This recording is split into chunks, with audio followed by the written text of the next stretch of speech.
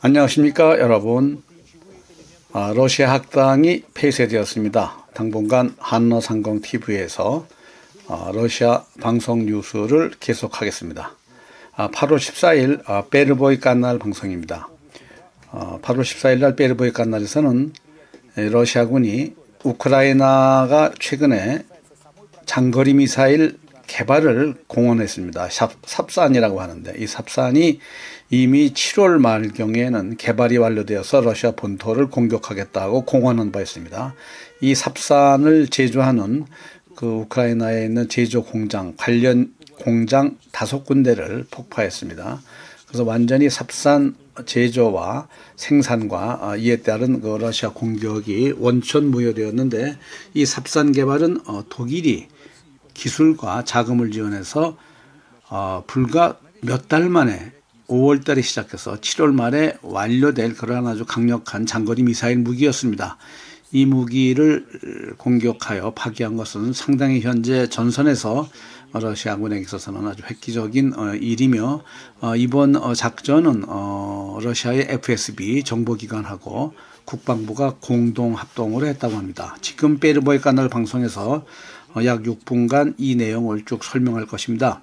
그래서 이 뉴스를 자막으로 들으시고 그 다음에 보다 더 자세한 설명은 제가 추가로 지금 말씀드리겠습니다. Конкретные сроки, когда ВСУ смогут получить ракеты, произведенные на их территории. Мы начали эту инициативу только в конце мая, но надеемся, что вооруженные силы Украины получат ракеты большой дальности уже в конце июля. Свой собственный оперативно-тактический ракетный комплекс Украина пыталась создать, начиная с 90-х годов. На заводе «Южмаш» в Днепропетровске с 2006 года велась разработка комплекса «Сапсан». Проект неоднократно замораживали, однако его удалось довести до финальной стадии. Помогли иностранные специалисты. Заявленная дальность комплекса – 500-750 километров. Он уже создавался таким, как неотъемлемая часть общих вооружений стран НАТО. И, конечно же, немцы, которые участвовали в создании этого проекта, там, видимо, отвечали как раз за вот эту вот интеграцию. Чтобы создать этот комплекс, нужен двигатель, нужно ракетное топливо, система навигации и, самое главное, система наведения, которая бы пользовалась теми координатами или той навигацией, в которой работает весь блок НАТО. Работы над комплексом велись в обстановке строжайшей секретности. При этом некоторые специалисты считают, что с началом СВО Украина уже могла располагать некоторым количеством произведенных на Южмаше ракет. К началу СВО, я так понимаю, что производство было запущено, ведь удары по Южмашу уже мы получили в 2 года шло СВО. А завод работал в 3 смены под землей и полный рост. Вот эта возможность самим производить полный цикл с большими заделами, легко предположить можно, что эти заделы серьезные. Информацию о начале производства комплексов «Сапсан» получила ФСБ. Помогла публикация ирландского журналиста, которая позволила понять, где именно ведутся работы. Затем силовикам удалось определить точные координаты целей, включая системы противовоздушной обороны, размещенные на объектах ВПК Украины. К нам заедет ПВОшный комплекс типа «Патриота» на сжигалку. Он как строительный контейнер закамуфлирован. И в случае, если только вам Помимо всего прочего, оперативники получили прямые доказательства участия в программе Германии. Впрочем, как это всегда бывает на Украине, далеко не все средства западных спонсоров пошли в дело. Придется следить, если честно, чем мы там закупаем. Никаких больше нет. Потому что. Как бы то ни было, эту военную машину киевского режима удалось остановить. В ноябре прошлого года на Южмаше расцвел наш орешник. Мощность удара новейшего российского гиперзвукового комплекса составила порядка 13 килотонн, то есть фактически ядерный взрыв без применения ядерного оружия. Этим летом новый массированный удар. Сначала муляжи и ударные беспилотники перегрузили и уничтожили вражескую систему ПВО, после чего ракеты беспрепятственно достигали назначенных целей. В общей сложности на данный момент нашим военным удалось уничтожить химические и механические заводы в Павлограде. Там хранилось ракетное топливо, а также собирались корпуса ракет, двигательных установок и боевых частей. В Сумской области остановлен Шосткинский казенный завод «Звезда», производивший порох и артиллерийские заряды, а также Шосткинский государственный научно-исследовательский институт химических продуктов, где выпускалось ракетное топливо. Результаты удара отчетливо видны на спутниковых снимках. Разрушение подтверждает и руководство предприятий. На территорию завода пролетело где-то порядка 30 30 беспилотников. Все ракеты, все пролетели. Да и шахеды, если бы там не было пороха и тротила, ракеты Сталина тоже были целы. Групповым ударом уничтожен и резервный объект в селе Вакаленчуки Житомирской области, куда планировалось перенести производство в случае уничтожения основных объектов. Главным результатом скоординированных действий российских силовых ведомств стало уничтожение технической базы производства украинских дальнобойных баллистических ракет. Деньги немецких налогоплательщиков в очередной раз растворились на просторах Незалежной, а ее ракетная программа отброшена на годы назад. Валентин Гвоздев, Юлия Заграничного и Владимир Ольховский. Первый канал. 어제 파괴된 장거리 미사일 삽산 제조 공장 중에 파블로그라드의 화학 공장이 있었습니다. 이 파블로그라드의 화학 공장은 상당히 중요한 이 장거리 미사일의 가장 중요한 부분을 차지하는 공장이었습니다. 이 공장은 다시 복제가 불가능한 공장으로서 이 시설이 또 없으면 이 고체 연료 로켓 생산에 전체적인 완전한 사이클을 구축할 수가 없다. 그래서 현재 이 삽산 프로그램은 이번 이 파블로그라드 화학공장의 파괴됨으로 해가지고 상당 기간 몇 년간은 개발이 지연될 것이다. 다시 말해서 750km 이상 장거리 미사일로 러시아 본토를 공격하려는 우크라이나와 유럽의 계획은 좌절되었다고 보도되고 있습니다.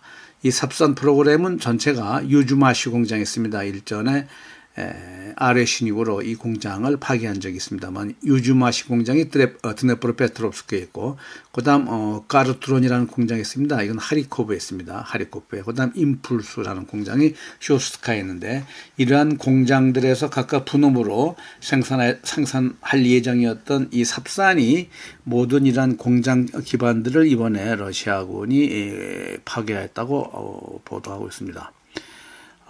그런데 이 공장들은 주요 이 장거리 미사일을 또 요소별로 나눈다 보면은 연료를 생산하고 또 어떤 화학 요소를 생산해 주는 그런 공장이 있습니다. 이게 지금 파블로그라드 공장인데 그다음에 이제 다음에는 이 장거리 미사일을 조립하고 또 최종으로 레이아웃을 담당하는 그러한 공정이 필요한데 또한 다른 회사에서는 유도 시스템이나 발파, 전력을 공급해주는 시스템 이런 것들이 다 하나로 이루어져서 장거리 미사일, 고체 연료 장거리 미사일이 개발될 예정이었는데 이번에 5월에 계획이 수립돼서 7월 말에 급히 이러한 장거리 미사일을 생산할 수 있게 된 배경에는 해외 업체들이 상당히 많이 이런 삽산 개발에 참여하였다. 직간접으로 참여하였다고 러시아 정보당국에서는 보도하고 있습니다. 주로 해외 군산업체 중에는 프랑스의 유랭코라는 회사가 있습니다. 이 유랭코라는 회사는 폭발물과 로켓 연료 또 화학 분야의 제조업체고 그다음 또 프랑스의 딸레라는 회사가 있습니다. 이 회사는 전자 제어 시스템을 생산을 하고 그래서 이제 항공 전자면 우주 기술 분야에 독보적인 기술을 갖고 있으며 미사일 기술에 적용할 수 있는 어떤 레이더라든가 또 사격 통제 시스템 또 항법 시스템에 대한 그러한 노하우를 가지고 있는 회사가 딸레라는 프랑스 회사입니다. 이 회사도 이번 삽산 미사일 제조에 개입하였고 한솔트라는 독일 회사는 또 현대 미사일 시스템을 제어하는 시스템에 대한 핵심 구성 요소가 있습니다. 레이더하고 또 전자보호 시스템을 이 한솔트에서 생산한다고 합니다. 이러한 전자보호 시스템을 포함한 이런 센서 기술이 한솔트에 있고 이러한 기술도 이번에 삽산 제조에 동원되었다고 하며 또 하나는 폴란드의 볼스카 그룹이라고 합니다. 그룹바 볼스카 PGZ라고 하는데 이 종합 군산 복합 회사입니다. 이 회사는 미사일 시스템을 포함해서 여러 가지 다양한 유형의 무기를 개발하고 생산하는데 주목할 만한 것은 한국의 하나 에어로스페이스 회사와 폴란드의 이 회사는 서로 기술 협력을 맺고 현재 폴란드에서 중거리 미사일 MLRS 미사일을 생산을 하고 있다고 합니다. 다시 말해 하나가 이번 폴란드의 복합 군산 업체와 기술 협력을 맺고 서로 이 폴란드 지역에서 이 중거리 미사일 MLRS를 생산하고 있다. 그 기술도 이번에 우크라이나 삽산 제조하는데 관여를 하였다라고 보도하고 있습니다.